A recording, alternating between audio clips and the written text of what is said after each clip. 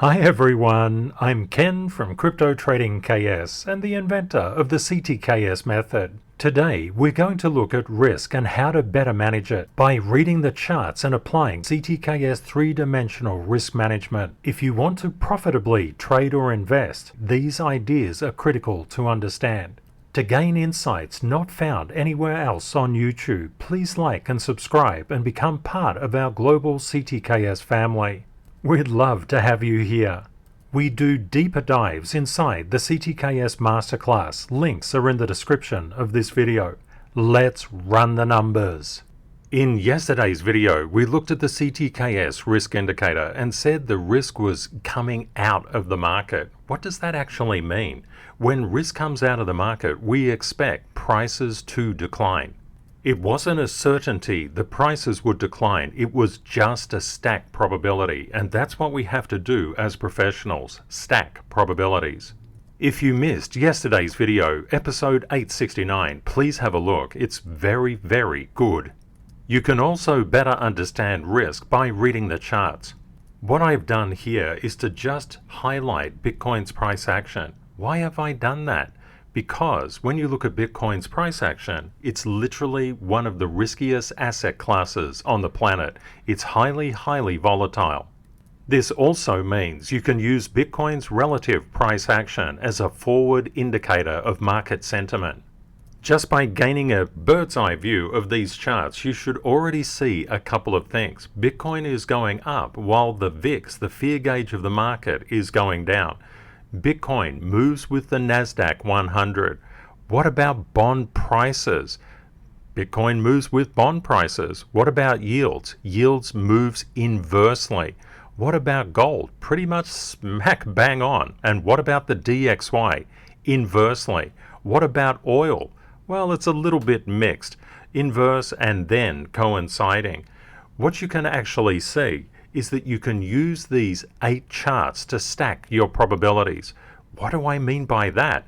If the VIX is starting to come back up, you know that there's price pressure put on the major indices, and that will be shown first through Bitcoin.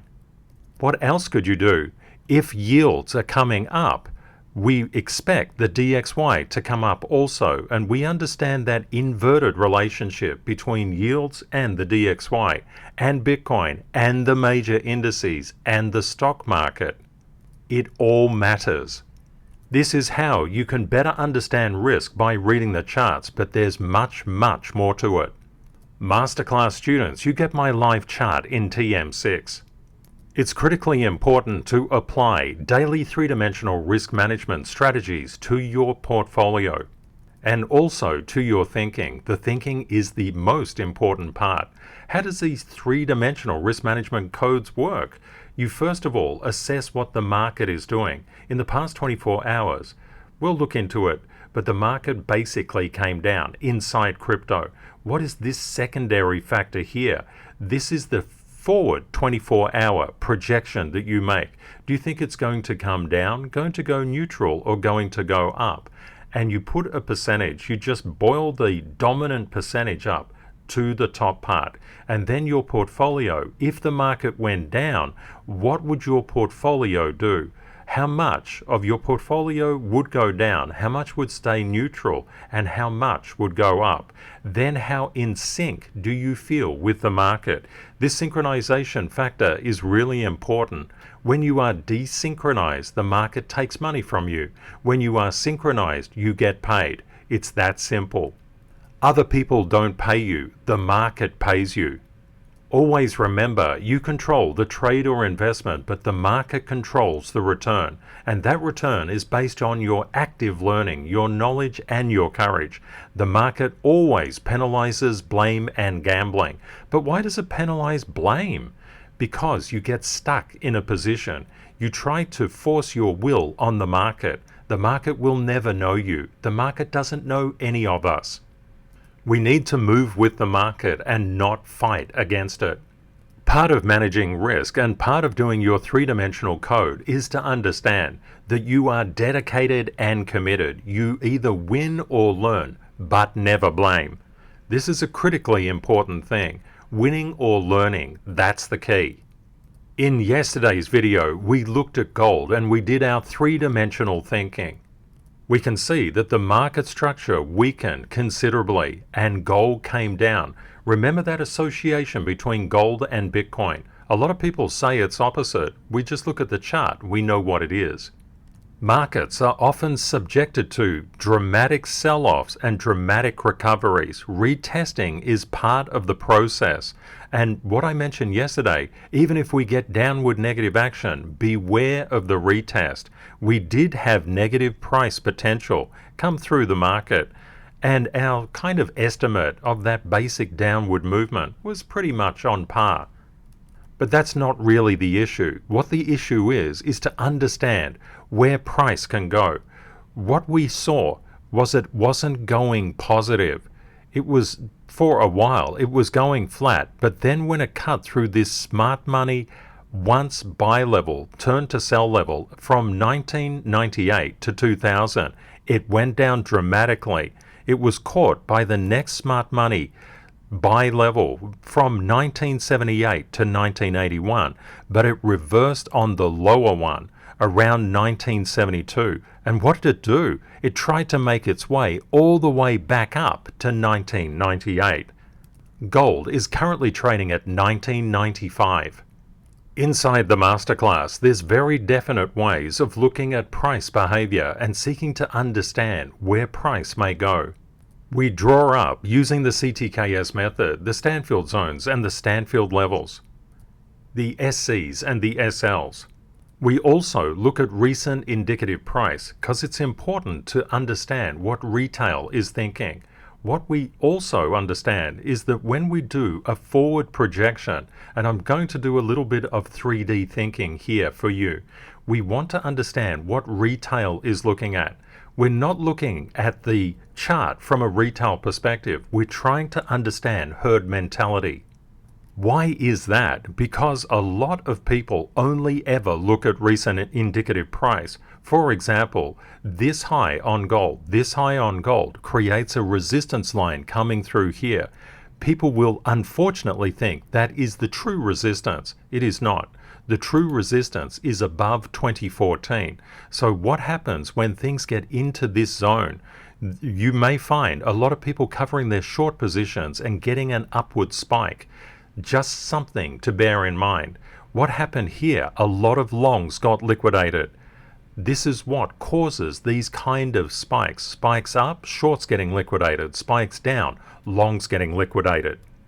What is this white line? That basically measures out a 24-hour period from the current point. What do we see when we look at gold? We can see that from a recent indicative price, retail will think gold's under pressure and it's forming this particular channel. What will retail think? Where the price will go next? This is the way that you need to do your three-dimensional thinking. But of course, you modify it because you know where smart money is buying and selling. Retail don't. When we talk about price action going flat or going horizontal, we're basically saying throughout the next 24 hours, we know it can go down and it can go up. That's not the point. It should finish roughly around where it was. What is the difference between recent indicative price and your smart money buy and sell levels? What would happen with retail if they saw the price get above here? They may think that it's cleared short-term resistance. It hasn't. What is actually happening? It's coming into this smart money sell level from 1998 to 2000. That's where the real resistance is, but you could not really detect that resistance from recent indicative price because this is gold marked up from 1883. What about a more negative case? Because the fall off was so dramatic and the recovery so dramatic in gold in the past 24 hours, people will expect greater volatility. And with the VIX starting to bottom out, I wouldn't be surprised if they're correct. We could see something like this. For example, price to come down, crack through these smart money levels, hit a retail level that is purchased, and then pinging back to a smart money level which is hidden, and then resuming its descent. What about an up case? An up case would be something like this. Gold comes up, hits the smart money confluence of retail thinking, recent indicative price, and the smart money sell level goes a little bit flat because it has momentum. Comes up, retail steps in, understands what's going on here, and they interact with these lines. And then it comes up, something like that. Of course, what we're actually doing each and every day is to get a better appreciation of what price may do. If you see gold starting to come down, you would favor the negative momentum case. If you see it just flatlining, you would favor the horizontal or flat case. If you see it getting above the 1998, 1999 and 2000 levels, you would favor the positive or bullish case. Please let me know in the comments, what are you favoring with gold? And this is just something that you should do with everything that you're trading and investing in. You can zoom out and do this on higher time frames. What we do is that we look at price action each and every day. We're looking for very, very rapid signals. This gives you an idea how to apply CTKS three-dimensional risk management strategies each and every day. Another way of understanding risk by reading the charts is to look at the relativity between Bitcoin and the major indice, the SP 500. If you look at this particular fall off with Bitcoin, this was risk sentiment saying, I don't buy into the concept that the SP 500 will go higher, and it did come down. But what do we notice with Bitcoin? It was starting to consolidate. Then, what do we have? A big pump as it caught up with the S&P 500. We saw this big dump down, and Bitcoin's price levels have been a little bit suppressed recently, but that doesn't mean they'll stay suppressed. You have to have very fluid thinking as a trader. What is this actually telling us? This risk-off sentiment indicator, Bitcoin, is telling us that the risk-on part of the market is losing heat. Potentially, the VIX will spike. Potentially, yields will spike. The DXY will go up. And gold and Bitcoin will come down. What I do in the daily videos is about 1% of the content that I share inside the masterclass. What did we see in Bitcoin's price action in the past 24 hours? We saw when Bitcoin could not hold on to that smart money buy level at 29,957 through to 30,166, it sold off traumatically, and it's making its way down to the next smart money buy level. Where is that? It's from 27,843 to 28,038. Bitcoin is currently 29,122. One thing to understand, no alt can escape Bitcoin's gravity. And what have we seen just in the last 24 hours? Bitcoin down about 4%, Ethereum down more, BNB down more, XRP down more, ADA, Cardano down more than Bitcoin.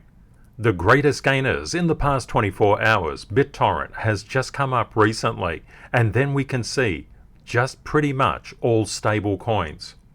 Please let me know in the comments, what does it mean when we see stable coins in the list of top gainers? The greatest losers in the past 24 hours, Conflux, DYDX, Mina, AGIX, Fracshare, FXS, Phantom and Dash. One thing to remember, we're just very, very close to risk either turning down and doing something like what happened here or like what happened here. We haven't seen a break under of this particular risk momentum just yet, but you should be a little bit cautious. If we see the VIX starting to spike up, yields starting to spike up, and the DXY starting to spike up, that's going to put a lot of negative pressure and momentum on the major indices, all the stocks. It will put pressure on gold and Bitcoin. Please be aware of this. We did a deeper dive on gold because I think a lot of people really like gold. And who can blame them? Gold is awesome. If you would like to apply the CTKS method, there's two ways of doing that. You can either do the learning on the ctksmethod.org or you can go inside the masterclass. You are paid by the markets when you're synchronized. Active learning is the key to synchronization inside financial markets.